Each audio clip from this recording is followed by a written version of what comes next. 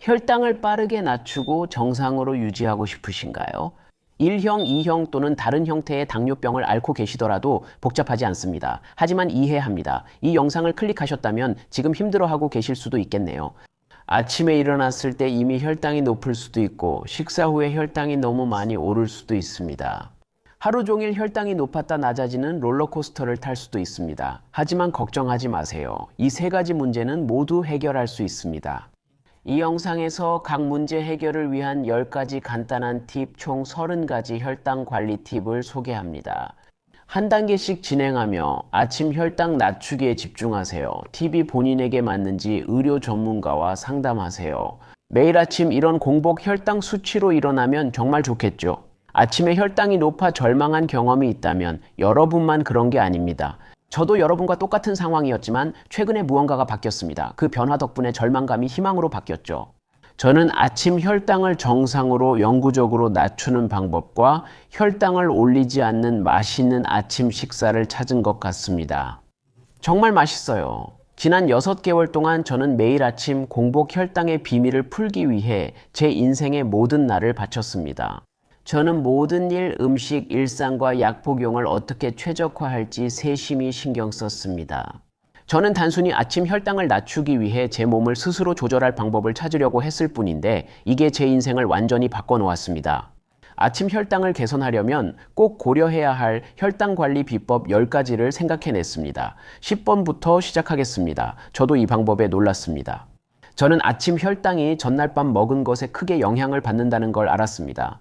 저녁에 피자를 먹으면 밤에 혈당이 급격히 올라가고 그 혈당이 계속 높게 유지돼서 아침 혈당도 제가 원하는 것보다 더 높게 나옵니다. 저녁에 콩, 옥수수, 채소, 올리브가 들어간 퀴노아 샐러드를 먹으면 식후 혈당이 조금만 오릅니다. 이후 혈당이 내려가 공복 혈당이 정상화됩니다. 피자는 탄수화물과 지방이 많기 때문입니다. 탄수화물은 혈당을 빠르게 올리고 지방은 12시간 동안 혈당을 높게 만듭니다. 퀴노아 샐러드는 식이섬유와 단백질이 많고 지방이 적으며 퀴노아와 콩의 탄수화물은 혈당을 조금만 올립니다. 식이섬유와 단백질로 포도당이 천천히 방출되어 밤과 아침에 혈당이 낮게 유지됩니다. 그래서 아침 혈당을 낮추는 저만의 10번째 비법은 단백질과 식이섬유가 많은 통곡물 위주의 균형 잡힌 저녁 식사입니다. 이제 탄수화물과 지방을 함께 먹어도 괜찮습니다. 하지만 저는 더 좋은 결과를 얻었습니다. 퀴노아, 렌틸콩, 병아리콩 등 복합 탄수화물과 아보카도, 그릭 요거트, 엑스트라 버진 올리브 오일 같은 건강한 지방을 함께 먹으면 더 좋은 결과를 얻을 수 있습니다. 이 화면에서 저녁 식사에 추가할 수 있는 음식 전체 목록을 볼 수 있습니다. 이제 아침 혈당 조절을 위한 다음 방법으로 넘어가겠습니다. 저는 이 방법이 정말 효과가 있을 거라고는 전혀 믿지 않았지만 6개월 동안 실험을 하면서 정말 효과가 있다는 것을 알게 되었습니다.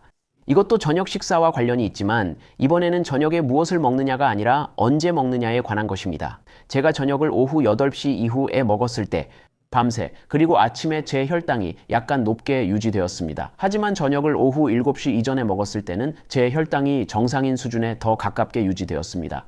이 차이는 이 그래프에서 확실히 볼 수 있습니다. 이제 여러분은 이렇게 말할 수도 있겠죠. 알겠어요, 톰. 이건 당신에게 효과가 있지만 모두에게 효과가 있을지는 모르겠네요. 네, 좋은 지적입니다. 하지만 저는 더 깊이 파고들었습니다.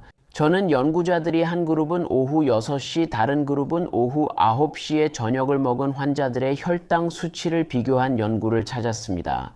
물론 두 그룹 모두 똑같은 음식을 먹었습니다.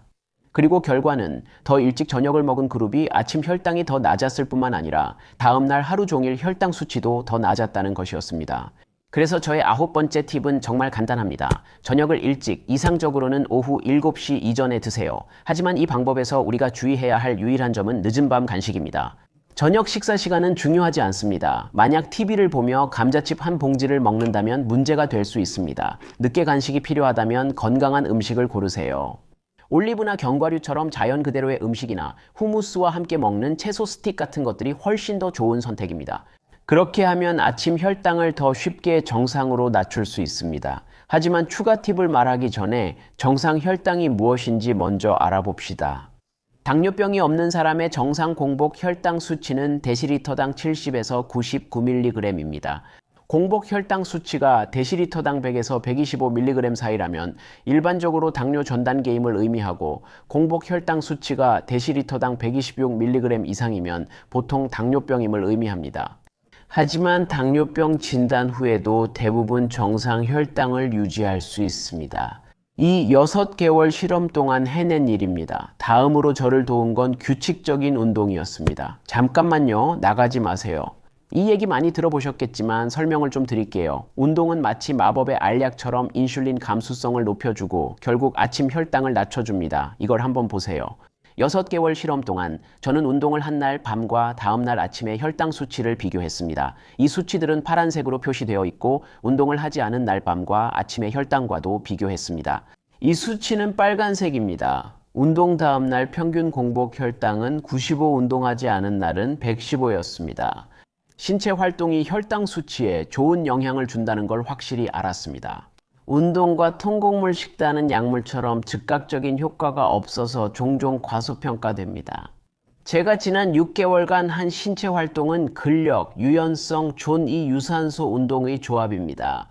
저는 이런 운동이 기분을 좋게 하고 인슐린 감수성 향상에 가장 좋다고 생각합니다. 그리고 저는 일주일에 최소 4번, 약 60분 동안 어떤 형태로든 운동을 하려고 최선을 다했습니다. 하지만 사실 일정에 맞춰 할 수 있는 어떤 신체 활동이라도 충분히 가치가 있습니다. 당뇨병 1형이든 2형이든 엘레이다든 다른 어떤 종류의 당뇨병이든 상관없이 규칙적으로 운동하고 건강하게 식사하며 인내심을 가지면 아침 혈당뿐만 아니라 전체 혈당 수치에서도 개선을 볼 수 있습니다. 그리고 그 변화는 생각보다 더 빨리 찾아올 것입니다. 이 방법의 또 다른 큰 장점은 인슐린 감수성이 높아지면 혈당이 더 예측 가능해진다는 것입니다. 이렇게 되면 장기적으로 당뇨병과 혈당을 훨씬 더 쉽게 관리할 수 있게 됩니다. 7번째 아침 혈당 조절법은 운동보다 훨씬 쉽습니다. 믿으셔도 됩니다. 하지만 저에게는 이게 실험을 하면서 가장 놀라웠던 점이었습니다. 대부분의 밤에 저는 7시간 이상 양질의 방해받지 않는 숙면을 취할 수 있었습니다. 그런 밤에는 제 혈당이 꽤 안정적으로 유지됐고 아침 공복 혈당도 완벽했습니다. 하지만 늦게 자거나 밤중에 깨어 다시 잠들지 못하면 밤새 혈당이 급격히 오르고 아침 혈당도 높아졌습니다. 7번째 팁은 충분히 숙면을 취하는 것입니다. 저는 하루 7, 8시간 자려고 하고 가능하면 밤 9시에 잠자리에 듭니다. 또는 밤 9시 30분쯤입니다. 자정 전에 자면 더 좋은 수면을 취할 수 있다는 연구가 많습니다. 이 방법은 특히 신체 활동을 한 날에 효과적입니다. 활동 후 피곤해져 쉽게 일찍 잠들 수 있기 때문입니다. 제가 수면의 질을 높이기 위해 오후나 저녁에는 카페인 음료를 피합니다. 잠들기 30분 전 N 화면을 보지 않고 시원한 방에서 자면 도움이 됩니다. 이제 아침 혈당을 낮추는 다른 방법을 소개하겠습니다. 많은 당뇨병 환자의 아침 혈당 상승 원인 중 하나는 새벽 현상입니다. 새벽 3시에서 8시 사이에 우리 몸은 코르티솔과 성장 호르몬을 분비합니다. 이 호르몬들은 간에 포도당을 만들라는 신호를 보냅니다. 이 포도당은 원래 당신이 깨어날 수 있도록 에너지를 제공하기 위한 것이지만 동시에 혈당을 급격히 올리기도 합니다. 그리고 당뇨병 환자에게는 이것이 문제가 될 수 있습니다. 새벽 현상을 해결하는 방법들이 있습니다. 곧 설명드리겠습니다. 하지만 아침 혈당 상승이 새벽 현상 때문인지 다른 원인인지 먼저 확인해야 합니다. 그리고 그걸 알아내는 유일한 방법은 밤새 그리고 아침 내내 2시간마다 손가락을 찔러 혈당을 확인하거나 혈당 데이터를 자동으로 수집해주는 연속 혈당 측정기를 착용하는 것입니다. 그게 지난 6개월간 매일 밤마다 한 일입니다. 저는 혈당, 음식, 약, 신체 활동, 감정까지 모두 기록하는 일지를 썼습니다. 일주일에 한 번씩 저는 일지에 기록된 모든 데이터를 분석했고 이것이 제 인생을 바꾼 결정적인 계기였습니다. 몇 달이 지나서야 아침 혈당 상승 원인을 제대로 이해하기 시작했습니다. 참고로 말씀드립니다. 6번째 팁은 혈당을 자주 확인하고 연속 혈당 측정기와 일지를 활용하는 것입니다. 다음은 아침 혈당 낮추는 팁입니다. 이 팁 인슐린 최적화가 정말 큰 도움이 됐어요. 여러분 중 대부분은 외부에서 인슐린을 주사해야 한다는 걸 알고 있습니다. 하지만 그렇지 않더라도 인슐린이 어떻게 작용하는지 그리고 그것이 여러분이 혈당과 싸우는데 어떻게 도움이 되는지 이해하는 것이 매우 중요합니다. 아침에 간에서 포도당이 더 많이 생성되어 혈당이 급격히 오르는 현상 기억하시죠? 당뇨병이 없는 사람의 몸에서는 그 다음에 췌장이 반응해서 인슐린을 분비해 혈당을 조절합니다. 하지만 당뇨병이 있다면 우리는 문제가 생깁니다. 췌장이 인슐린을 만들지 않거나 몸이 인슐린을 잘 사용하지 못해 혈당이 계속 높게 유지됩니다. 이 문제의 해결책은 적절한 시기에 인슐린을 주사해 건강한 몸을 흉내내는 것입니다. 간단해 보이지만 쉽지는 않습니다. 6개월 실험 동안 제 혈당은 보통 일어나는 오전 6시쯤 급격히 올라 9시까지 계속 상승하는 것을 발견했습니다. 이것이 바로 새벽 현상이 실제로 나타나는 좋은 예입니다. 저는 혈당 급증을 막기 위해 인슐린 펌프를 사용해 오전 3시 30분부터 7시 30분까지 기저 인슐린 용량만 늘렸습니다. 이 방법으로 혈당 급증의 약 80%를 줄일 수 있었습니다. 파란 선과 빨간 선의 차이를 보세요. 여러분 모두가 외부에서 인슐린을 투여하는 것도 아니고 모두가 인슐린 펌프를 사용할 수 있거나 사용하고 싶은 것도 아니라는 것을 압니다. 하지만 할 수 있는 다른 방법들도 있습니다. 저는 규칙적인 운동과 건강한 식단으로 인슐린 저항성을 낮추고 감수성을 높이는 것을 중요하게 생각합니다. 여러 번 주사로 란투, 트라체바, 레보밀, 투저 등 기저 인슐린을 쓰면서 아침 혈당이 급격히 오르는 문제가 있다면 그 장시간 지속되는 인슐린의 용량을 늘리거나 또는 그 장시간 지속되는 인슐린을 투여하는 시간을 바꿔야 할 수도 있습니다. 최적의 효과를 얻기 위해 어떤 사람들은 자기 전에 장시간 지속되는 인슐린을 맞아야 하고 어떤 사람들은 아침에 맞아야 하며 또 어떤 사람들은 용량을 나눠서 하루 중 여러 번에 걸쳐 투여해야 할 수도 있습니다. 변경 전에는 모두에게 정답이 없다는 점을 기억하세요. 혈당 추이를 신중히 분석하고 의료 전문가와 상담하세요. 실험 중 알게 된 충격적인 혈당 사실을 말씀드리겠습니다. 95일 밤 동안 술을 전혀 마시지 않았습니다. 여기에서 술을 마시지 않은 밤에 제 평균 혈당 그래프가 어떻게 보였는지 확인할 수 있습니다. 아침 혈당이 항상 완벽하지는 않았지만 괜찮은 편이었습니다. 몇몇 밤에는 실험을 위해 위스키 2잔을 마셨고 새벽 3, 4시에 혈당이 떨어지기 시작하는 흥미로운 일이 있었습니다. 저는 당뇨병 없는 사람처럼 아침 혈당이 나왔고 위스키를 마신 뒤엔 그래프에 알코올 영향이 뚜렷이 나타났습니다. 네 번째 해킹 방법이 자기 전 위스키 2잔 마시는 걸까요? 그건 여러분에게 달렸습니다. 하지만 위스키가 우리 혈당에 어떤 영향을 미치는지 그리고 다른 종류의 술이 어떤 영향을 주는지 설명해 드리겠습니다.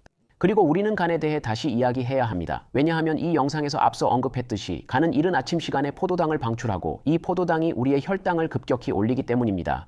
하지만 간은 알코올을 분해해 몸 밖으로 배출하기도 합니다. 간은 여러 일을 동시에 잘 못하며 포도당 방출보다 알코올 대사를 우선합니다. 그래서 술을 마신 다음날 아침에는 혈당이 오르지 않고 오히려 더 낮아졌습니다. 처음엔 좋아 보여도 쉽게 나빠질 수 있습니다. 술을 너무 많이 마시면 잠자는 동안 혈당이 너무 낮아질 수 있고 술을 너무 자주 마시면 시간이 지나면서 알코올이 간을 손상시킬 수 있습니다. 모든 술이 똑같이 만들어진 것은 아니라는 점도 주의해야 합니다. 위스키, 보드카, 드라이 와인은 탄수화물이 없어 혈당을 급격히 올리지 않습니다. 맥주나 설탕이 든 달콤한 칵테일은 탄수화물이 많아 혈당을 빠르게 올릴 수 있습니다. 이 차트에서 보듯이 이제 동의하실 겁니다. 혈당이 급격히 오릅니다. 과도하게 술을 마시는 것은 아침 혈당을 낮추는 장기적인 방법으로 좋지 않습니다. 하지만 물, 커피 또는 다른 음료는 어떨까요? 도움이 될 수 있을까요? 지금 바로 살펴보겠습니다. 그리고 이 부분은 절대 건너뛰지 마세요. 제가 마지막에 말씀드릴 음료가 여러분에게 게임 체인저가 될 수도 있으니까요. 6개월 동안의 실험 동안 저는 자기 전에 큰 물 한 잔을 마셨고 아침에 일어나자마자 또 한 잔의 큰 물을 마셨습니다.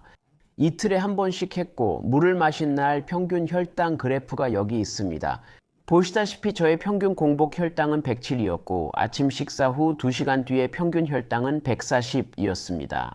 물을 마시지 않은 날에도 평균 혈당 그래프는 큰 차이가 없었습니다.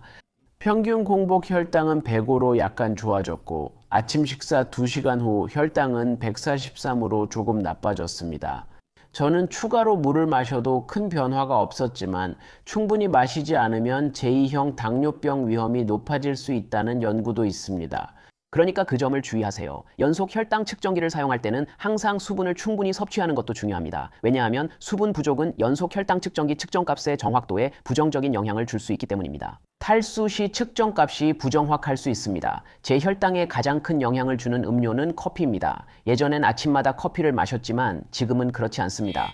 이유를 설명하겠습니다. 아침 혈당을 비교했는데 파란색은 커피를 안 마신 날이고 나머지는 커피를 마신 날입니다. 아침에 일어나 처음 한 일인데 이 수치들이 빨간색으로 표시되어 있습니다. 커피에는 탄수화물이 없지만 커피로 평균 혈당이 확실히 증가하는 것이 보입니다. 커피 한 잔이 제 혈당을 데시리터당 약 30에서 40mg 정도 올립니다. 아침에 일찍 커피를 마시면 혈당이 오르지만 오늘처럼 늦게 마시면 혈당이 거의 오르지 않습니다.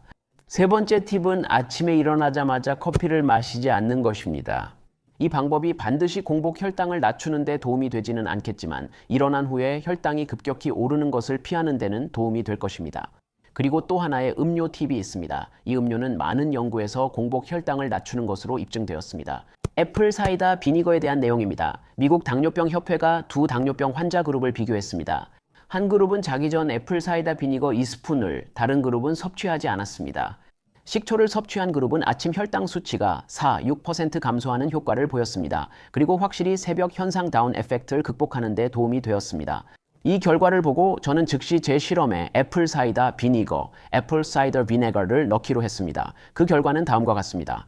파란색은 잠자기 전 식초 한 잔을 마신 후 밤과 아침 평균 혈당, 빨간색은 밤과 아침 평균 혈당입니다. 식초를 먹지 않았을 때는 차이가 없었고 애플 사이다 비니거는 효과가 없었지만 다음에 말할 것은 효과가 있었습니다.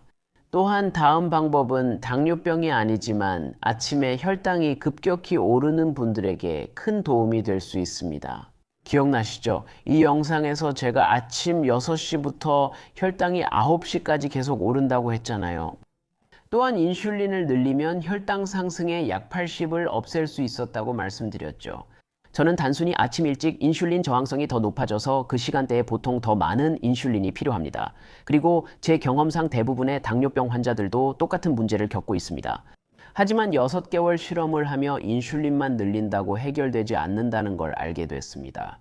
아침에 혈당 급상승을 피하려면 일어나자마자 달리기나 운동을 하는 것도 방법이었습니다. 그날들을 보세요. 저는 오전 6, 7시 사이에 45분 달렸습니다. 저는 아침 일찍 나타나는 혈당 급상승을 완전히 없앨 수 있었고 실제로 혈당을 약간 더 낮출 수 있었습니다. 하지만 이제 아침 혈당 수치를 조절하는 저만의 최고의 비법으로 넘어가 볼게요. 이게 바로 제 비밀입니다. 아침 식사로 탄수화물은 적고 식이섬유, 단백질, 건강한 지방이 풍부합니다. 이 요리는 샥슈카로 풍미 넘치는 짭짤한 요리입니다. 이 요리를 만들기 위해 저는 엑스트라 버진 올리브 오일을 사용해서 중간 크기의 양파와 중간 크기의 피망을 약한 불에서 천천히 익힙니다. 약 5분 후 향신료, 다진 마늘, 커민, 파프리카, 칠리를 넣습니다. 몇 분 더 지나면 잘 익은 토마토 몇 개나 작은 깡통에 껍질 벗긴 토마토를 넣고 모든 맛이 어우러질 때까지 몇 분 더 끓입니다. 이때 다진 고수잎을 넣고 저은 뒤 이 공간에 달걀 3개를 넣습니다. 저는 달걀이 술안처럼 되길 원해서 뚜껑을 덮고 5분 더 익힐 거예요. 그리고 완성입니다. 모든 요리에 고수와 파슬리를 조금 더 올려서 장식할 수 있고 맛있고 건강한 아침 식사를 즐기시면 됩니다. 여러분 이 아침 식사를 정말 좋아하게 될 거라고 장담합니다. 여러분의 입맛을 만족시켜줄 뿐만 아니라 혈당도 잘 조절해 줄 거예요. 하지만 여러분이 무엇을 먹든 식사 후 혈당 급증을 피할 수 있도록 도와줄 10가지 더 꿀팁이 있습니다. 지금 바로 함께 살펴보시죠. 좋아하는 음식을 마음껏 먹어도 식사 후 혈당이 급격히 오르지 않으면 정말 좋겠죠? 자, 글루코스 여신 제시는 누구나 이 방법을 실천할 수 있고 그녀의 10가지 혈당 관리 꿀팁만 따르면 된다고 주장합니다. 사실 제시는 이 10가지 꿀팁을 모두 따를 필요도 없다고 말합니다. 본인에게 맞는 것만 일상에 적용하면 혈당 롤러코스터를 피할 수 있다고 하죠. 문제는 제시가 당뇨병이 없다는 겁니다. 이 꿀팁들이 제시에게 효과가 있었는데 1형이나 2형 당뇨병 환자에게도 효과가 있을까요? 저희처럼요? 직접 알아보고 솔직히 말씀드리겠습니다. 식사 후 혈당이 급격히 오르는 게 항상 고민이었고 지금도 마찬가지입니다. 당뇨병 관리는 잘하고 있습니다. 저도 완벽하지 않아서 어떤 날은 혈당이 200이나 250까지 빠르게 치솟았다가 그제서야 다시 내려가곤 합니다. 이런 큰 혈당 변동은 보통 저를 피곤하고 에너지 없으며 기분도 안 좋게 만듭니다. 그래서 제가 제시의 요령에 대해 들었을 때 정말로 당뇨병 환자에게 효과가 있는지 직접 시도해보고 확인해봐야겠다고 생각했습니다. 제가 알아낸 것을 보여드릴게요. 혈당 요령 10번부터 시작합니다. 탄수화물만 따로 먹지 마세요. 네이키드 카브는 다른 음식 없이 탄수화물만 먹는 것입니다. 재물 바른 토스트, 쌀떡, 과일 주스 같은 것들이 여기에 해당하는데 이런 음식들은 가장 나쁜 선택입니다. 이 음식들은 순수 전분과 설탕으로 만들어져 대부분 가공되어 혈당을 급격히 올립니다.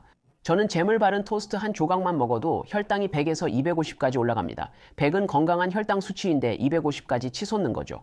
그리고 저는 인슐린 의존성 당뇨병이라서 토스트를 먹을 때 인슐린을 맞아도 혈당이 100에서 220까지 올라갑니다. 혈당이 내려가기 전까지 이렇게 오릅니다. 이 부분은 제시 의견에 동의합니다. 탄수화물만 따로 먹지 않으면 식후 혈당 급증을 줄일 수 있는데 그래도 탄수화물을 먹어야 한다면 어떻게 해야 할까요? 계속 시청하셔야 합니다. 이 영상에서 남은 모든 꿀팁들이 바로 이 질문에 대한 답을 찾는 데 도움이 될 거니까요. 9번째 꿀팁입니다. 식사 후 혈당 급증을 막으려면 탄수화물에 옷을 입히세요. 가디스는 전분, 설탕, 포도당을 먹을 땐 항상 지방, 단백질, 식이섬유와 함께 먹으라고 권합니다. 예시는 다음과 같습니다. 초콜릿 케이크를 먹어야 한다면 그 위에 그릭 요거트를 올려보세요. 빵을 꼭 먹어야 한다면 아보카도나 훈제, 연어 토스트로 드세요. 아시아 음식점에 흰쌀밥이나 국수를 먹어야 한다면 찐 브로콜리나 그린빈도 함께 주문하세요. 그리고 메인 요리는 너무 달지 않게 고르세요. 단맛은 보통 정제 설탕을 첨가해내기 때문입니다. 신선한 과일이 먹고 싶다면 통과일에 치아씨드 푸딩을 곁들여 보세요. 치아씨드는 식이섬유가 많아요. 이렇게 탄수화물에 옷을 입혀주면 포도당이 혈류로 천천히 들어가서 혈당이 급격하게 오르는 것을 막아주고 혈당 상승도 덜 심하게 됩니다. 제가 이 방법을 테스트했을 때 탄수화물에 이렇게 옷을 입혀주면 혈당이 급격하게 오르는 게 약 20% 정도 개선되는 걸 직접 확인했습니다. 방금 설명한 방식대로요. 그래서 저도 이 부분에 대해서는 제시와 같은 의견입니다. 하지만 주의하셔야 합니다. 이 방법을 과대평가하지 마세요. 탄수화물에 옷을 입히는 건 정말 좋은 팁이지만 이 영상에서 소개한 다른 모든 방법들과 함께 사용할 때 가장 효과가 좋습니다. 8번째 방법입니다. 글루코스 여신 방법에선 달콤한 대신 짭짤한 아침 식사를 권합니다. 아침에는 절대 단 음식을 먹지 말고 항상 지방이나 단백질 위주의 음식을 선택해야 합니다. 팬케이크 대신 오믈렛, 빵 앤 잼 대신 땅콩 버터를 사용하세요. 저는 지난주 샌디에이고에서 열린 미국 당뇨병 학회에 참석했는데 머물던 호텔에는 건강한 음식이 거의 없었습니다. 제가 이런 요령을 시험하다 결국 뷔페에서 짭짤한 아침을 먹게 됐어요. 대부분의 날 삶은 달걀, 훈제 연어, 아보카도 토스트를 먹었습니다. 저는 아침 시리얼, 그래놀라, 페이스트리, 케이크는 완전히 피했고 그게 정말 효과가 좋았어요. 아침 식사를 그릭 요거트와 신선한 블랙베리 한 그릇으로 마무리했음에도 불구하고 그날들 중 어느 날에도 제 혈당이 150을 넘지 않았어요. 제시 제시는 아침 식사를 권하지 않지만 허용해요. 제시의 방법에 따르면 자연에서 볼 수 있는 형태 그대로의 과일을 먹어야 하고 저처럼 블랙베리를 식사의 마지막에 먹는 것처럼 통식품을 선택해서 아침 식사 마지막에 먹는다면 괜찮다고 해요. 그래서 잼, 주스, 스무디는 안 된다는 거죠. 이게 말이 되는 게 대부분의 통과일에는 식이섬유가 풍부해서 혈당이 급격히 오르는 걸 막아주거든요. 반면 사과 주스 한 잔만 마셔도 사과 2개의 당분을 5초 만에 섭취하는 셈이죠. 당분이 금방 혈류로 들어가 혈당이 급격히 오릅니다. 저도 그걸 한번 학회에서 시험 삼아 해봤는데 사과 주스를 마시고 인슐린도 맞았지만 혈당이 240까지 치솟았어요. 따라서 짭짤한 아침 식사는 식후 혈당 급증을 낮추는데 당뇨병 환자에게 효과적인 방법입니다. 아침에 인슐린 저항성이 높게 느껴지면 시도해보세요. 하지만 이제 글루코스 여신의 7번째 팁으로 넘어가서 큰 혈당 급증을 피하려면 식사 후에만 커피를 마시고 공복에는 커피를 피하세요. 커피는 탄수화물이 없지만 교묘해요. 아침에 블랙커피만 마셔도 혈당이 많이 오르더라고요. 커피에 들어있는 카페인은 우리 몸이 아드레날린을 포함한 특정 자극 호르몬을 생성하게 하고 이것이 혈당을 올릴 수 있습니다. 재미있는 점은 제가 오후에 커피를 마시면 혈당이 오르지 않는다는 겁니다. 그래서 이 부분에서 제시와 완전히 동의합니다. 아침 공복에는 커피를 삼가세요. 이제 6번째 꿀팁을 알려드리겠습니다. 많은 분들이 잘 모르는 강력한 내용입니다. 음식을 올바른 순서로 드세요. 음식을 올바른 순서로 먹는 이 방법이 식사 후 혈당 상승을 75%까지 줄일 수 있다는 연구 결과가 있습니다. 제 경험으론 이 방법이 과대평가된 것 같습니다. 저는 식사 순서만 바꿔서 혈당이 75%나 더 적게 오르는 걸 본 적이 없습니다. 하지만 음식을 올바른 순서로 먹으면 약 20, 30 정도의 개선은 본 적이 있습니다. 그래서 여러분이 해야 할 일은 항상 채소를 먼저 먹고 단백질과 지방을 두 번째로 먹으며 전분과 당류는 반드시 마지막에 먹는 것입니다. 예를 들어 파스타와 생선, 브로콜리, 아보카도, 쿠키를 먹는다면 브로콜리를 먼저 먹고 그 다음에 아보카도와 생선을 먹고 파스타와 쿠키는 마지막에 남겨두세요. 항상 이렇게 정확히 먹는 것은 실용적이지 않습니다. 보통 식사는 여러 구성 요소가 섞여 있기 때문입니다. 예를 들어 레스토랑에서는 메인 요리 전에 보통 테이블에 빵을 먼저 제공합니다. 그 빵은 거의 항상 많이 가공되어 있고 모든 식이섬유가 제거되어 있습니다. 그 빵의 전분은 매우 빠르게 혈류로 들어갑니다. 혈당이 급격히 오르길 원치 않으면 그 빵을 먹지 마세요. 처음에는 대신에 채소 한 접시나 올리브 오일과 식초를 곁들인 샐러드를 드세요. 이게 바로 메인 식사에서 혈당이 크게 오르는 걸 막을 수 있는 최고의 에피타이저입니다. 모든 채소는 섬유질이 풍부하며 이는 제가 좋아하는 치아씨드의 섬유질과 같습니다. 이로 인해 포도당 분자들이 혈류로 그렇게 많이 그리고 빠르게 들어가지 못하게 됩니다. 글루코스 여신은 그 채소들을 맛있게 먹기 위해 올리브 오일이나 식초 또는 치즈를 곁들여 먹으라고 추천합니다. 그리고 식사 후 몇 시간 뒤에 에너지가 떨어지는 것을 피할 수 있습니다. 참고로 올리브 오일의 지방과 식초는 혈당 급상승을 막는 보호막 역할도 합니다. 식초에 대해서는 잠시 후에 말씀드리겠습니다. 해킹 6번에 대해 결론을 내리자면 저도 이에 전적으로 동의합니다. 식사 순서는 당뇨병을 앓고 있다면 분명히 중요합니다. 하지만 다시 말씀드리지만 이 방법을 너무 과대평가하지 마세요. 음식을 올바른 순서로 먹는 것만으로는 항상 충분하지 않습니다. 이 방법은 영상의 다른 방법들과 함께 쓰는 게 가장 좋습니다. 이제 해킹 5번으로 가겠습니다. 식사 후 혈당을 낮추려면 천천히 먹고 중간중간 쉬며 비밀 운동을 해보세요. 이 방법은 고급 레스토랑에서 식사할 때 특히 효과적입니다. 탄수화물 많은 메뉴도 예상하실 겁니다. 그건 에피타이저, 메인 또는 2가지 메인, 디저트 등 여러 코스로 구성될 수 있습니다. 음식을 천천히 먹고 코스 사이 휴식을 길게 하면 혈당이 더 천천히 오릅니다. 항상 웨이터에게 에피타이저와 메인 코스 사이에 휴식을 두고 또 메인 코스와 디저트 사이에도 휴식을 두도록 요청할 수 있습니다. 저처럼 식전 인슐린 주사가 필요한 사람에게는 천천히 먹고 중간에 쉬는 것이 큰 도움이 됩니다. 왜냐하면 인슐린이 효과를 발휘할 시간을 주기 때문에 평소라면 혈당을 급격히 올릴 수 있는 탄수화물을 인슐린이 더 효과적으로 처리할 수 있기 때문입니다. 제 생각에 이 방법이 인슐린 의존 당뇨병 환자에게 잘 통하는 것 같습니다. 솔직히 인슐린에 의존하지 않는 분들에겐 이 방법이 별로 효과적이지 않은 것 같습니다.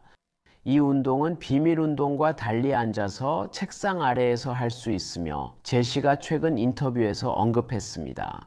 저도 몇 주 전 이 운동 관련 영상을 만들었습니다. 이 운동은 솔루스 푸시업이라 하며 방법은 다음과 같습니다. 그냥 테이블에 앉아서 무릎을 90도 각도로 두고 발뒤꿈치를 최대한 높이 들어 올리세요. 발을 바닥에서 들어 올린 다음 1, 2초 동안 정말 꽉 힘을 주고 버텨주세요. 그리고 다시 천천히 내렸다가 반복하세요. 발가락은 계속 바닥에 닿아 있어야 합니다. 저도 제시에 전적으로 동의합니다. 솔루스 푸시업은 식사 후 혈당이 급격히 오르는 것을 막거나 필요할 때 혈당을 낮추는 데 정말 효과적인 운동입니다. 직접 실험해보니 이 운동을 10분 하자 혈당이 148에서 139로 내려갔어요. 운동 시간을 10분에서 20분으로 늘리니 혈당이 데시리터당 23mg 더 내려갔어요. 이 운동을 30분 하니 혈당이 38mg/dl 줄었어요. 이 운동은 식당 테이블 아래서도 남의 시선 없이 할 수 있다는 게 장점이에요. 4번째 꿀팁입니다. 단 음식은 디저트로만 드세요. 글루코스 여신 방법은 단 음식을 금지하지 않습니다. 제시도 사람들이 좋아하는 음식을 먹고 꿀팁으로 혈당 급증을 피하라고 해요. 제시는 단 것을 좋아하며 최근 인터뷰에서 초콜릿 케이크를 가장 좋아한다고 밝혔어요. 하지만 제시의 원칙은 케이크나 통과일 등 단 음식은 꼭 디저트로 먹는 거예요. 섬유질, 단백질, 건강한 지방이 포함된 식사 후입니다. 저도 당뇨병 환자로서 이 방법이 정말 좋다고 생각해요. 저는 당뇨병이 없는 사람이 환자에게 그걸 먹으면 안 돼요 라고 말하는 게 정말 싫어요. 이제 뭐든 먹고 싶으면 먹을 수 있어요. 저는 가공식품을 좋아하지 않아 초콜릿 케이크는 안 먹을 것 같아요. 하지만 망고, 파인애플, 바나나는 좋아해요. 그리고 이런 과일들은 혈당 지수가 꽤 높아서 특히 공복에 먹으면 혈당이 아주 빠르게 올라가요. 하지만 균형 잡힌 식사 후 과일을 먹고 탄수화물은 그릭 요거트나 견과류, 치아씨드 푸딩 등으로 보완하면 괜찮아요. 그렇게 하면 혈당 상승을 절반으로 줄일 수 있어요. 정말 큰 차이가 있습니다. 이제 식사 후 혈당 급상승을 막는 세 번째 팁으로 넘어가 볼게요. 제시는 식사 전에 식초를 마시라고 합니다. 이것은 과학 연구에 근거해 식사 전물에 식초 한 스푼을 타서 마시면 된다고 합니다. 그렇게 하면 식사 후 혈당과 인슐린 급증을 각각 30%, 20% 줄일 수 있다고 합니다. 만약 당신의 몸이 아직 인슐린을 생산한다면 저 같은 경우는 인슐린을 전혀 생산하지 않습니다. 저는 지금 1형 당뇨병 환자입니다. 식초가 이렇게 도움이 되는 이유는 식초에 들어있는 아세트산이 음식이 포도당 분자로 분해되는 속도를 늦춰주기 때문입니다. 그래서 포도당이 혈류로 빠르게 흡수되지 않습니다. 제시도 아세트산이 근육에게 혈류에 도달한 포도당을 흡수하라고 신호를 보낸다고 말합니다. 그래서 식초가 혈당에 긍정적으로 작용하는 것입니다. 물론 식초를 그냥 마실 필요는 없고 샐러드 드레싱에 넣어서 먹으면 식이섬유도 함께 섭취할 수 있습니다. 저도 이 방법을 추천합니다. 제 경험상 식초가 혈당 급증을 30만큼 줄이진 않지만 10, 15 정도는 확실히 줄어드는 것을 봤습니다. 다시 말씀드리지만 이 방법과 다른 팁을 함께 쓰면 효과적입니다. 두 번째 팁은 칼로리 계산을 멈추는 것입니다. 농담이 아닙니다. 제시가 칼로리로 음식을 보지 말라는 이유는 칼로리가 음식의 실제 성분을 알려주지 않기 때문입니다. 칼로리는 음식 섭취 후 우리의 느낌에 대해 알려주지 않습니다. 칼로리는 음식이 신체 정신 건강이나 혈당에 미치는 영향을 알려주지 않습니다. 그리고 저도 어느 정도 동의해요. 저는 칼로리를 보긴 하지만 저에게 그렇게 중요하진 않아요. 두 사람이 하루 같은 칼로리를 먹어도 한 명은 자연식품, 다른 한 명은 패스트푸드를 먹을 수 있습니다. 패스트푸드를 먹으면 혈당 변동, 갈망 증가, 피로, 수면 장애, 정신 건강 문제 등이 생길 수 있습니다. 이제 만약 여러분이 체중을 감량하려고 한다면 물론 건강하게 먹으면서도 칼로리를 계산하는 것이 여전히 도움이 될 수 있습니다. 하지만 솔직히 말해서 당뇨병과 함께 살아가면서 우리는 이미 탄수화물을 계산해야 하고 인슐린 용량도 계산해야 하며 정말 많은 것들을 해야 합니다. 평생 칼로리 계산하며 살고 싶으신가요? 이제 글루코스 여신으로 넘어가 핵심 요령 첫 번째를 말씀드리겠습니다. 이 방법도 매우 강력합니다. 이후에 중요한 저만의 요령도 공유하겠습니다. 식후 혈당 급증을 줄이려는 당뇨병 환자에게 중요합니다. 제시의 첫 번째 요령은 식사 후에 움직이라는 것입니다. 뭐든 상관없으니 움직이세요. 산책, 집 청소, 강아지와 놀기, 헬스장, 솔루스 푸시업 모두 괜찮아요. 제시는 다양한 제안을 합니다. 식사 후 눕고 싶어도 소파에 절대 눕지 마세요. 당신의 근육이 혈액에서 당을 가져가기 때문에 혈당이 급격히 오르는 것을 막을 수 있습니다. 이것이 정말 강력한 이유이며 저도 전적으로 동의합니다. 이 방법도 당뇨병 환자에게 효과적이지만 인슐린 의존 환자에게는 더 좋은 방법이 있습니다. 바로 보너스 팁 프리볼루징입니다. 이게 무슨 뜻이고 어떻게 하는지 설명해 드릴게요. 연속 혈당 측정기의 혈당 수치를 보시고 이 선을 밧줄이라고 생각해 보세요. 음식을 먹고 탄수화물이 혈류로 들어오면 그 탄수화물들이 이 밧줄을 위로 끌어올리기 시작하고 그에 따라 혈당이 올라가게 됩니다. 인슐린과 오늘 언급한 방법들은 모두 그 밧줄을 아래로 끌어내립니다. 문제는 대부분의 사람들이 인슐린을 주사하고 바로 식사를 시작한다는 점입니다. 그렇게 하면 탄수화물이 보통 인슐린보다 훨씬 더 빨리 혈류로 들어가게 됩니다. 그리고 인슐린이 효과를 낼 때쯤엔 이미 혈당이 너무 높아져 있습니다. 이런 일이 계속된다면 식사 12-10분 전에 인슐린을 주사하는 것이 좋을 수 있습니다. 정확한 타이밍은 사용하는 인슐린 종류, 섭취 음식, 그리고 영상에서 소개하는 방법 실천 정도에 따라 달라집니다. 솔직히 완벽한 타이밍은 개인마다 다를 수 있습니다. 의료 전문가와 상담하고 최적 시점을 찾기 위해 실험해 보는 것도 좋습니다. 맞아요. 약 복용 중이라면 그렇습니다. 무리하지 말고 모든 방법을 한 번에 적용하지 마세요. 천천히 단계별로 하세요. 혈당이 너무 빨리 낮게 떨어지는 걸 원치 않으실 거예요. 이제 궁극적으로 여러분의 약물과 치료에 대한 책임은 여러분의 주치의에게 있습니다. 대부분의 의사들은 실제로 당뇨병을 앓으며 살아본 경험이 없다는 점을 주목할 필요가 있습니다. 그들은 이 질병을 겪지 않습니다. 그래서 다음 부분에서 저는 여러분의 주치의도 아마 모를 10가지 혈당 관리 비법을 더 보여드릴 예정입니다. 저는 35년간 당뇨를 앓으며 이 비법들로 평균 혈당을 350에서 110으로 낮췄습니다. 제 HbA, ILC 수치가 133에서 55로 감소했습니다. 이것은 제 마지막 HbA1c 검사 결과입니다. 이제 혈당 관리 비법 10번째부터 시작하겠습니다. 의사들은 훌륭하지만 영양 전문가는 아닙니다. 의사들은 음식이 혈당과 인슐린 민감성에 미치는 영향을 완전히 알지 못할 수도 있습니다. 당뇨병 1형이든 2형이든 당뇨병 전 단계이든 다른 형태의 당뇨병이든 상관없습니다. 아니면 완전히 건강한 사람이라도 마찬가지입니다. 우리가 탄수화물을 먹을 때마다 모두 한 가지 공통점이 있습니다. 바로 혈당이 올라간다는 점이죠. 이건 아주 자연스러운 현상입니다. 하지만 모든 탄수화물이 똑같이 만들어진 것은 아니라는 사실 알고 계셨나요? 탄수화물마다 혈당에 미치는 영향이 다릅니다. 저는 좋은 탄수화물과 나쁜 탄수화물에 대해 말하고 있습니다. 예를 들어 라즈베리와 오렌지는 적은 양에도 각각 12g의 탄수화물이 들어있습니다. 둘 다 건강에 좋은 음식이지만 이 두 가지 중 하나가 혈당에는 더 좋습니다. 어떤 것인지 아시겠나요? 맞아요, 라즈베리입니다. 하지만 잠깐만요. 혈당이 급격히 오를 때 좋은 음식과 나쁜 음식을 어떻게 알 수 있을까요? 바로 혈당 지수를 확인해야 합니다. 예를 들어 평균적인 라즈베리는 혈당 지수가 24이고 평균적인 오렌지는 혈당 지수, 즉 GI가 35입니다. 라즈베리처럼 혈당 지수, 수치가 낮은 음식들은 혈당을 천천히 올리지만 혈당 지수 수치가 높은 음식들은 혈당을 더 빠르게 올립니다. 그래서 제 10번째 팁은 가능할 때마다 혈당 지수가 낮은 음식을 선택하라는 것입니다. 오해하지 마세요. 오렌지가 몸에 나쁘니 먹지 말라는 게 아닙니다. 오렌지보다 해로운 음식이 많으니 믿으세요. 제가 말하고 싶은 건 자주 먹는 음식들의 혈당 지수를 정리한 작은 치트시트를 만들어 보는 것도 좋을 것 같습니다. 냉장고에 붙여두거나 휴대폰에 저장해 두세요. 이런 치트시트는 다음에 간식을 먹거나 장을 볼 때 혈당 지수가 더 낮은 좋은 탄수화물을 선택하는 데 도움이 될 수 있습니다. 감자, 파스타, 빵 등 혈당 지수 높은 음식을 좋아해도 걱정하지 마세요. 여전히 그런 음식을 먹으면서도 혈당이 너무 빨리 오르지 않게 할 수 있는 몇 가지 고급 요령이 있습니다. 고급 요령은 잠시 후 알려드릴 테니 계속 시청해 주세요. 이제 의사도 말하지 않은 혈당 관리 팁이 나옵니다.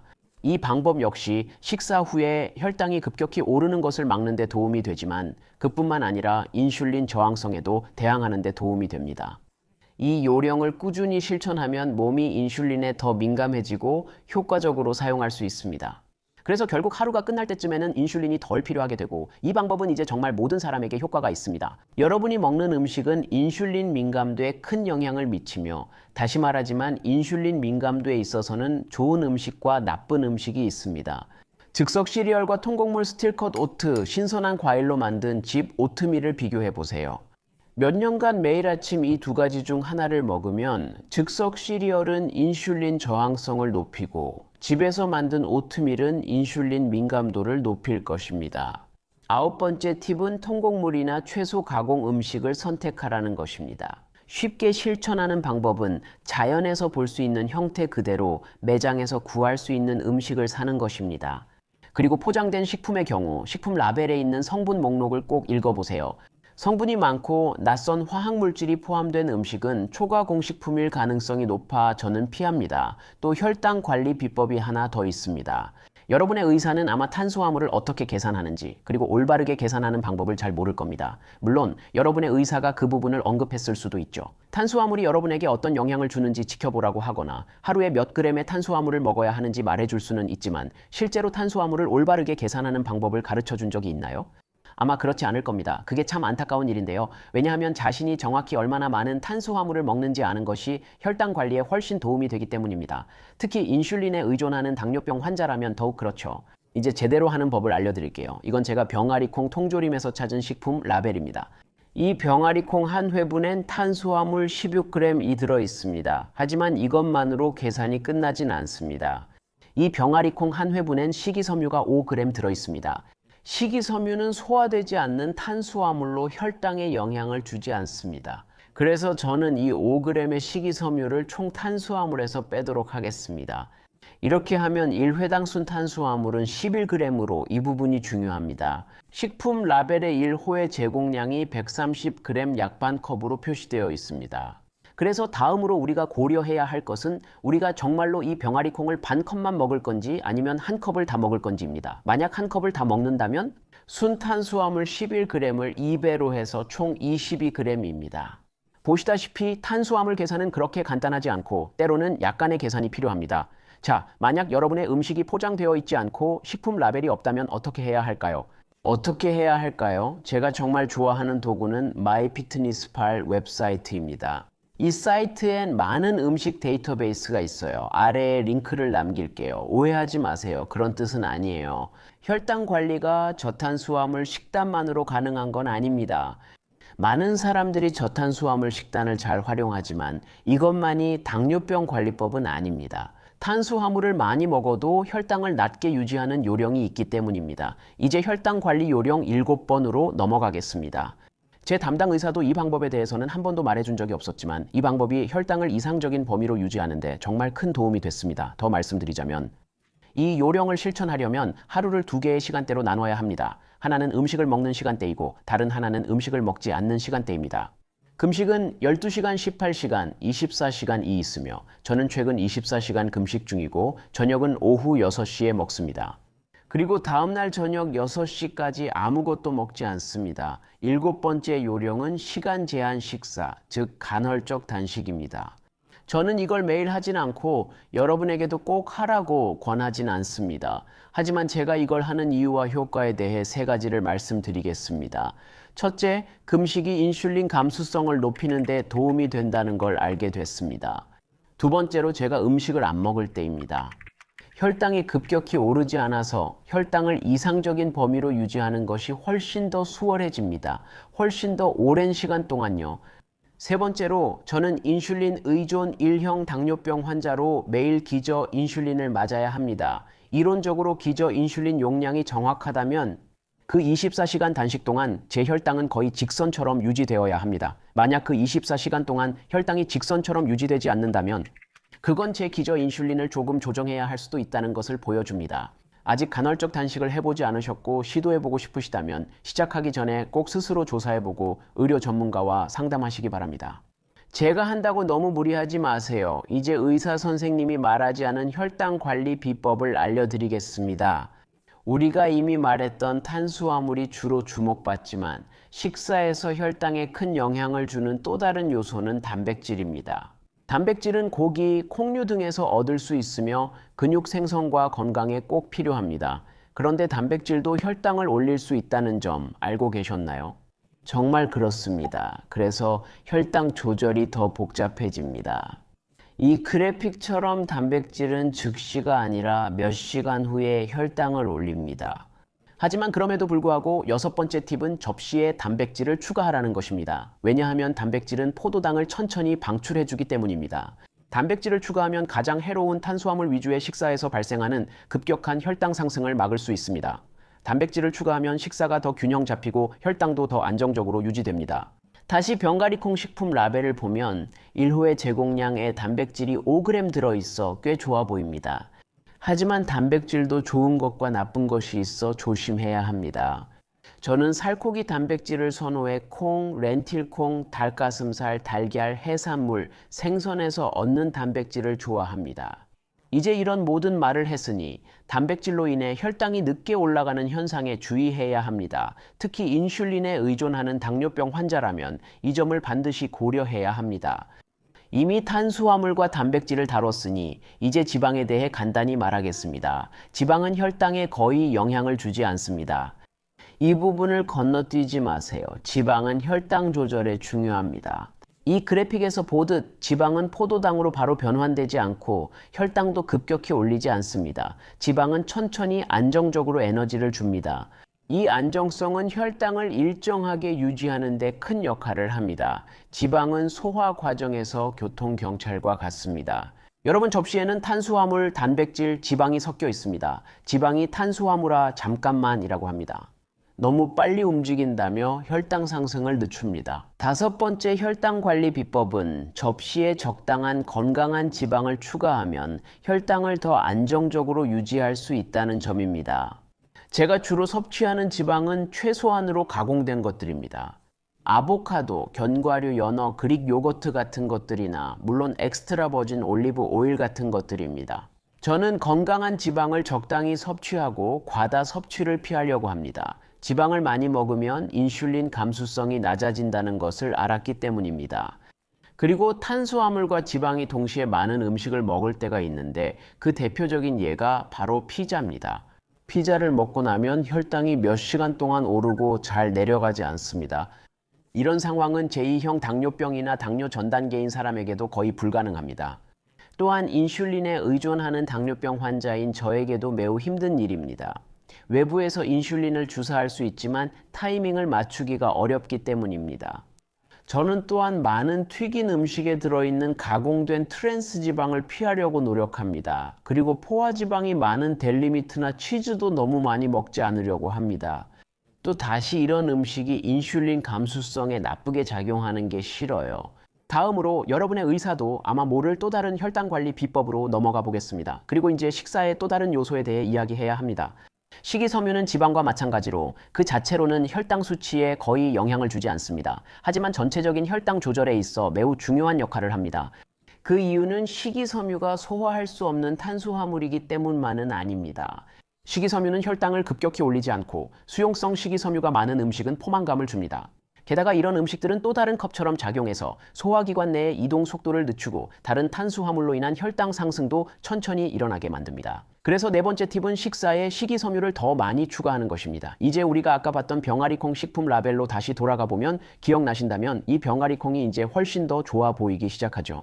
1호의 제공량에 식이섬유가 5g이나 들어있지만 더 풍부한 식사도 있습니다. 저는 IP 채소, 시금치, 케일, 루꼴라를 찾아보시길 추천합니다. 아시다시피 제가 좋아하는 식이섬유 공급원은 치아씨드, 식물성 우유, 카카오 가루, 베리 등 저혈당 과일로 만든 건강한 치아씨드 푸딩입니다. 이건 하루 종일 먹어도 혈당을 잘 유지할 수 있는 유일한 디저트입니다. 아마 여러분의 의사도 몰랐을 거예요. 지금까지 팁이 너무 건강하게 느껴졌다면 이제 좀 더 재미있게 해보겠습니다. 그리고 혈당 지수가 높은 빵, 파스타, 감자 같은 나쁜 탄수화물을 먹는 요령에 대해 이야기해 볼게요. 사실 이걸 먹는 방법이 정말 있습니다. 빵부터 시작해 보죠. 흰 빵을 얼렸다가 토스트해서 먹으면 혈당이 급격히 오르는 것을 줄일 수 있다는 연구 결과가 있습니다. 토스트만 먹어도 건강한 사람의 식후 혈당 상승이 25% 감소했습니다. 빵을 얼렸다가 해동하면 식후 혈당이 31% 줄어들고 얼린 빵을 토스트해서 먹으면 식후 혈당이 39%까지 줄어듭니다. 저도 해보니 효과 있더라고요. 빵을 얼려 토스트하면 혈당이 덜 올라가서 추천해요. 이제 혈당 지수가 높은 파스타, 감자, 쌀밥 등에도 효과가 입증된 또 다른 방법이 있습니다. 이런 주식들을 요리할 때는 항상 알덴테로 익혀야 합니다. 그리고 식힌 다음 냉장고에 넣어두세요. 이 과정이 매우 중요한데 식히는 과정에서 저항성 전분이 생성되기 때문입니다. 저항성 전분은 식이섬유와 비슷해서 탄수화물의 소화를 늦춰줍니다. 저도 이 방법을 시도해보니 효과가 좋았어요. 저는 파스타나 감자를 다시 데워 먹어도 식후 혈당이 개선되는 걸 확인할 수 있었습니다. 이제 현실을 빠르게 짚고 넘어가자면 제가 이 방법을 알았으니 이제 흰빵이나 흰쌀밥 같은 걸 먹어도 된다고 말하는 건 절대 아닙니다. 저는 이런 주식들을 고를 때마다 항상 통곡물로 만든 빵이나 파스타, 쌀을 선택합니다.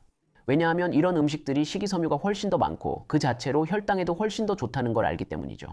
사실 만약 여러분이 이미 너무 익숙해져서 이런 고혈당 지수 음식을 먹을 생각을 하고 있다면 다음에 소개할 요령은 분명히 여러분을 불편하게 만들 겁니다.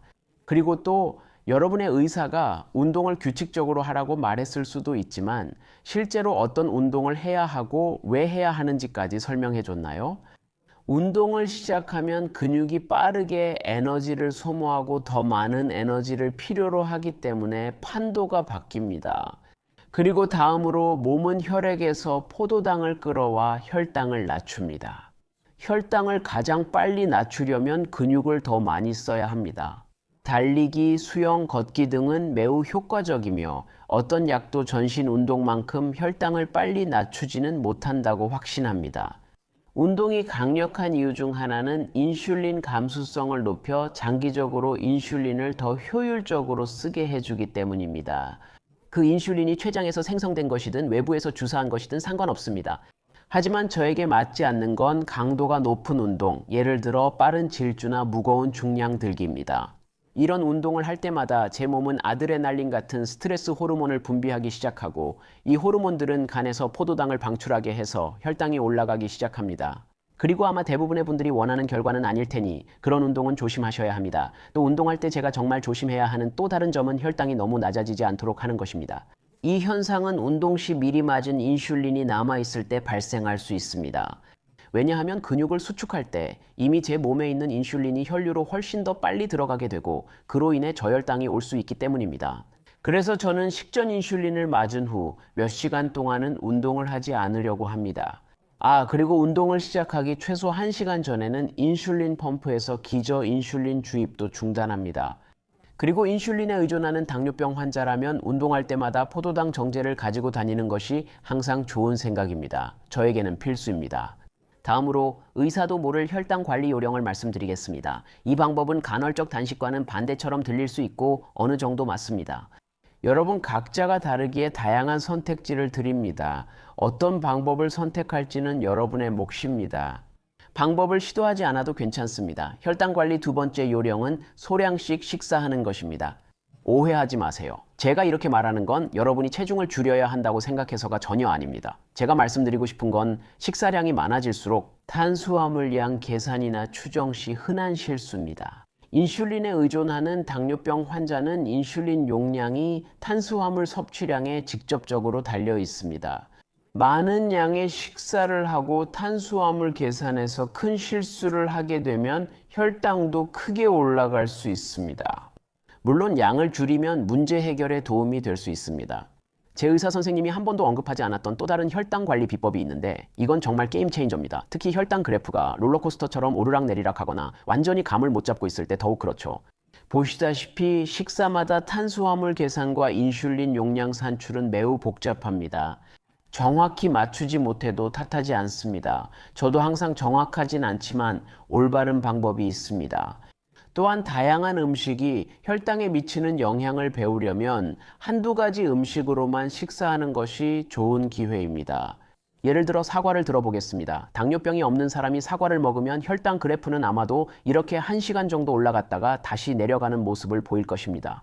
인슐린에 의존하는 당뇨병 환자는 식사 때마다 인슐린을 맞아야 하므로 사과처럼 단순하게 식사하는 것이 큰 도움이 됩니다. 그 한 개의 사과에 맞는 인슐린의 적정 용량이 얼마인지 그리고 그 사과에 맞는 인슐린 투여 시점이 언제가 적절한지 알아내는 것입니다. 저는 사과 먹기 15분 전에 인슐린 1단위를 맞는데 이 방법이 저에게 잘 맞아요. 저는 이렇게 하면 혈당이 잘 유지되지만 개인마다 다르니 본인에게 맞는 방법을 찾아야 합니다. 단순한 음식에서 인슐린 용량과 타이밍을 찾으면 이후 더 복잡한 식사로 넘어갈 수 있습니다. 그리고 인슐린 용량을 결정하는 데 더 익숙해질 것입니다. 그래서 혈당을 제대로 관리하는 핵심은 더 단순한 식사를 하는 것입니다. 그리고 자신의 몸에 대해 배우기 위해 일기를 쓰는 것도 중요합니다. 무엇을 먹었는지, 얼마나 많은 약을 언제 복용했는지, 그리고 어떤 신체 활동을 했는지 기록하세요. 요즘엔 이런 걸 돕는 앱이 많지만 저는 펜과 종이가 더 좋았어요. 많은 분들이 저와 코칭 세션을 예약하셨고 우리는 항상 더 생산적인 대화를 나눕니다. 여러분이 혈당을 더 잘 이해할 수 있도록 저와 함께 볼 수 있는 일지나 메모를 준비해 오실 때마다 남성분이든 여성분이든 항상 더 좋은 결과가 나옵니다. 저는 지금 당뇨병이 있으면서도 완벽한 혈당과 낮은 HbA1c를 달성하며 풍요로운 삶을 살 수 있도록 도와주는 독점 코칭 프로그램을 개발 중이라 정말 기대가 큽니다. 이 프로그램의 이름은 블러드 슈가 아카데미입니다. 더 자세히 알고 싶으시면 아래 링크를 클릭해서 관심 등록을 해주세요. 프로그램 출시 시 추가 정보 공유하겠습니다. 하지만 저와 바로 소통하고 싶으시다면 가장 좋은 방법은 제 패트리온 사이트를 이용하는 것입니다. 거기서 저에게 직접 메시지를 보내실 수 있고 저는 항상 답변해 드립니다. 패트리온 가입 시 40개 보너스 콘텐츠 이용과 채널 후원이 가능합니다. 하지만 패트리온 그룹의 인원은 제한될 수밖에 없습니다. 여러분 모두와 충분히 소통할 수 있는 시간을 확보하고 싶기 때문입니다. 그러니까 아직 자리가 남아있을 때 가입하실 수 있을 때 얼른 가입하세요. 오늘은 혈당 관리 전략을 많이 이야기했지만 제가 좋아하는 혈당 친화적 음식에 대해서는 말하지 못했습니다. 그래서 제 당뇨에 좋은 25가지 슈퍼푸드를 공유해 드리길 원하신다면 이 영상을 클릭해서 다음으로 시청해 주세요. 그 영상에서 뵙겠습니다. 차우.